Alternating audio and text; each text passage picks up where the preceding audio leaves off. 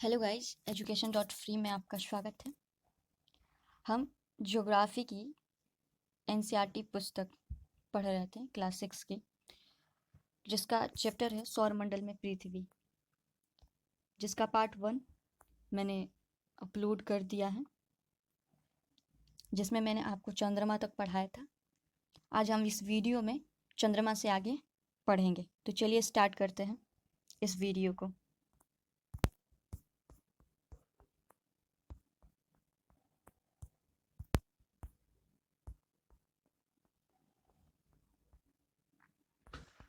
तो चंद्रमा के बारे में तो मैंने आपको बता दिया था। आगे दिया है कि चंद्रमा पृथ्वी का एक चक्कर लगभग 27 दिनों में पूरा करता है। लगभग इतने ही समय में यह अपने अक्ष पर एक चक्कर भी पूरा करता है। इसके परिणाम स्वरूप पृथ्वी से हमें चंद्रमा का केवल एक ही भाग दिखाई देता है। चंद्रमा की परिस्थितियां जीवन के लिए अनुकूल नहीं है, मतलब यहाँ पे जीवन संभव नहीं है। इसकी सतह पर पर्वत, मैदान एवं गड्ढे हैं, जो चंद्रमा की सतह पर छाया बनाते हैं। पूर्णिमा के दिन चंद्रमा पर इसकी छाया को देखा जा सकता है। अगला है क्षुद्र ग्रह। तारों, ग्रहों एवं उपग्रहों के अतिरिक्त असंख्य छोटे पिंड भी सूर्य के चारों ओर चक्कर लगाते हैं। इन पिंडों को हम क्षुद्र ग्रह कहते हैं। मतलब तारा, ग्रह एवं उपग्रह सूर्य के चारों ओर चक्कर लगाते हैं, लेकिन इसके अतिरिक्त भी असंख्य छोटे पिंड भी सूर्य के चारों ओर चक्कर लगाते हैं, मतलब घूमते रहते हैं, जिसे हम क्षुद्र ग्रह कहते हैं। ये मंगल एवं बृहस्पति की कक्षाओं के बीच पाए जाते हैं। वैज्ञानिकों के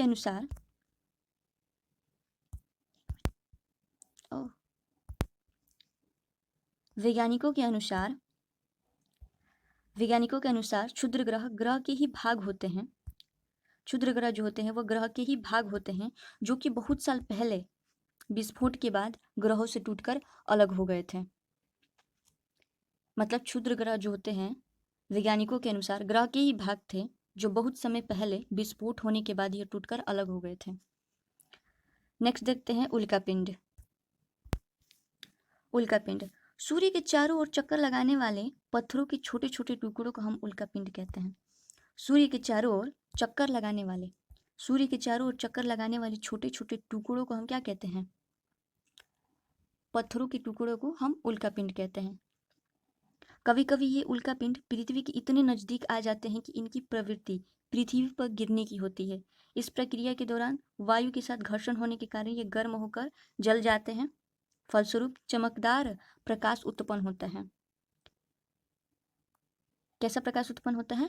चमकदार प्रकाश उत्पन्न होता है।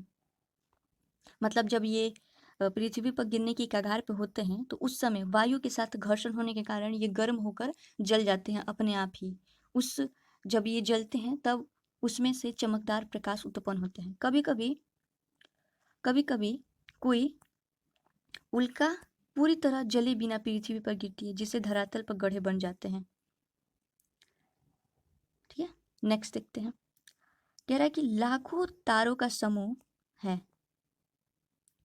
यह पट्टी आकाशगंगा है। मतलब आकाशगंगा में लाखों तारों का समूह होता है। आकाशगंगा जो बनती है वो लाखों तारों का समूह होता है। हमारा सौरमंडल इस आकाशगंगा का एक भाग है। जो हमारा सौरमंडल है जिसके केंद्र में सूर्य रहता है, ये आकाशगंगा का ही एक भाग है। प्राचीन भारत में इसकी कल्पना आकाश में प्रकाश की एक बहती नदी से की गई थी। इस प्रकार इसका नाम आकाशगंगा पड़ा। अगर कोई पूछे आपसे कि आकाशगंगा इसका नाम क्यों पड़ा, तो प्राचीन भारत में इसकी कल्पना आकाश में प्रकाश की एक बहती नदी से की गई थी, इस कारण इसका नाम आकाशगंगा पड़ा। आकाशगंगा करोड़ों तारों, बादलों तथा गैसों की एक प्रणाली है। इस प्रकार की आकाशगंगाएं मिलकर ब्रह्मांड का निर्माण करती हैं। ब्रह्मांड की विशालता की कल्पना करना अत्यधिक कठिन है, वैज्ञानिक अभी भी इसके बारे में अधिक से अधिक जानकारी एकत्र करने में जुटे हैं। इसके आकार के संबंध में कोई जानकारी नहीं है, लेकिन फिर भी हम जानते हैं कि हम सभी इसी ब्रह्मांड का हिस्सा है। और ये चैप्टर खत्म हो गया। मैंने आपको एक टॉपिक छोड़ रखा था, उसको समझा देती हूँ। इस टॉपिक को मैंने छोड़ा था क्योंकि वहाँ पे अच्छे से दिखाई नहीं दे रहा था, इसलिए मैंने सोचा कि यहाँ पे जूम करके लास्ट में बता दूंगी। तो मैं इसे बता देती हूँ। ये सूर्य से कुछ ग्रहों की दूरी दी गई है, ठीक है। सूर्य के पास कुछ ग्रह हैं पास में, निकट, और कुछ दूर दूर ग्रह हैं। तो जो पास में ग्रह हैं सूर्य के, इन्हें हम आंतरिक ग्रह कहते हैं, जो सूर्य के बहुत नज़दीक हैं और ये चट्टानों से बने होते हैं। इन्हें हम आंतरिक ग्रह कहते हैं। आंतरिक ग्रह क्या होते हैं? तो जो सूर्य के बहुत नज़दीक होते हैं और ये चट्टानों से मिलकर बने होते हैं, जैसे कि शुक्र हो गया, पृथ्वी हो गया, मंगल हो गया, बुध हो गया। ये क्या है? आंतरिक ग्रह हैं। और दूसरा होता है बाह्य ग्रह। बाह्य ग्रह सूर्य से बहुत दूर होते हैं तथा बहुत बड़े आकार के होते हैं, और ये गैस और तरल पदार्थों से बने होते हैं, जैसे कि बृहस्पति हो गया, यूरेनस हो गया, शनि हो गया, नेपच्यून हो गया। ये क्या है? ये बाह्य ग्रह है, क्योंकि ये सूर्य से बहुत ही दूर है तथा ये गैस और तरल पदार्थों से मिलकर बने होते हैं। फिर हम लोगों ने पढ़ा था क्षुद्र ग्रह। तो क्षुद्र ग्रह मंगल और बृहस्पति के बीच में पाया जाता है, और ये एक पट्टी के रूप में पाई जाती है, जिसे हम क्षुद्र ग्रह पट्टी कहते हैं। तो क्षुद्र ग्रह पट्टी कहाँ पाई जाएंगी? तो मंगल ग्रह और बृहस्पति ग्रह के बीच में जो पट्टी पाई जाती है उन्हें हम क्षुद्र ग्रह पट्टी कहते हैं। तो नीचे दिया है कि ग्रह सूर्य के चारों ओर घूमने में, मतलब परिक्रमा करने में कितना समय लगता है उन्हें, और अपने अक्ष पे घूमने में उनको कितना समय लगता है। तो देखते हैं। पहला बुध है। बुध जो है वो सूर्य के चारों ओर एक परिक्रमण करने में 88 दिन लगाता है, और अपने अक्ष पर घूर्णन वो 59 दिनों में कर लेता है। मतलब सूर्य के चारों ओर एक परिक्रमण पूरा करने में उसे 88 दिन लगते हैं, जबकि अपने अक्ष पर वह घूर्णन 59 दिनों में करता है। इसी प्रकार शुक्र सूर्य के चारों ओर एक परिक्रमण वो 255 दिनों में पूरा करता है, और अपने कक्ष पर घूर्णन 243 दिनों में पूरा करते हैं। कितना? 243 दिनों में पूरा करता है। अपने अक्ष पर घूर्णन 243 दिनों में पूरा करता है। पृथ्वी सूर्य के चारों ओर परिक्रमण करने में 365 दिन लेता है, और अपने अक्ष पर घूर्णन यह 1 दिन में करता है। और इसकी जो चंद्रमा की संख्या वो कितनी है? 1 है। चंद्रमा की संख्या मतलब उपग्रह की संख्या कितनी है? 1 है। मंगल जो है वो सूर्य के चारों ओर एक परिक्रमण 687 दिनों में करता है, और अपने अक्ष पर एक घूर्णन 1 दिन में पूरा कर लेता है मंगल। और इसकी चंद्रमा की संख्या कितनी है? 2 है। और इनकी चंद्रमा की संख्या कितनी है? 2 है। अब देखते हैं बाह्य ग्रह। ये आंतरिक ग्रह थे, अब इसे देखते हैं बाह्य ग्रह। बृहस्पति सूर्य के चारों ओर एक परिक्रमण 11 साल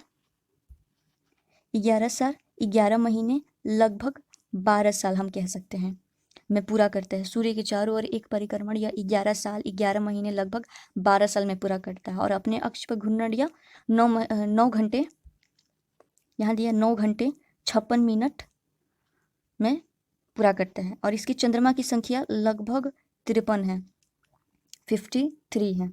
और इसकी चंद्रमा की संख्या कितनी है? 53 है। शनि के बारे में देखते हैं। सूर्य के चारों ओर एक परिक्रमण 29 साल 5 महीने में पूरा करता है, और अपने अक्ष पर घूर्णन 10 घंटे 40 मिनट में पूरा कर लेता है। और इसके चंद्रमा की संख्या लगभग 53 ही है, बृहस्पति के ही बराबर।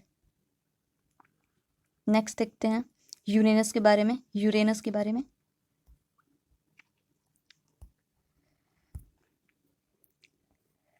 सूर्य के चारों ओर एक परिक्रमण ये 84 साल में करता है, 84 साल में करता है, और अपने अक्ष पे घूर्णन ये 17 घंटे 14 मिनट में करता है।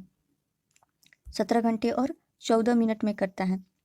इसकी चंद्रमा की संख्या लगभग 27 है, लगभग 27 है। लास्ट है नेपच्यून। सूर्य के चारों ओर एक परिक्रमण या 164 साल में और अपने अक्ष पर घूर्णन ये 16 घंटे 7 मिनट में पूरा करता है और इसके चंद्रमा की संख्या 13 है। तो इस प्रकार यह चैप्टर खत्म हुआ। मिलते हैं नेक्स्ट वीडियो में।